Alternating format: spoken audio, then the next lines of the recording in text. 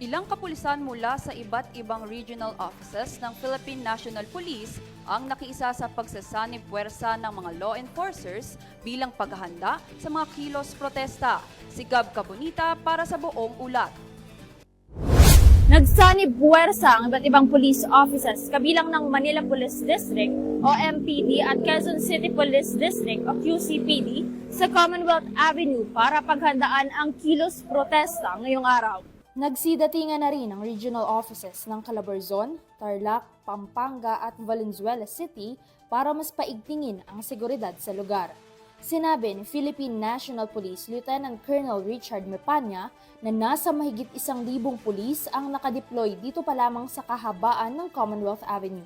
Nakikipagtulungan din umano sila sa iba't ibang ahensya ng gobyerno upang mapanatili ang kaayusan ng mga pulis maging ng mga rallyista.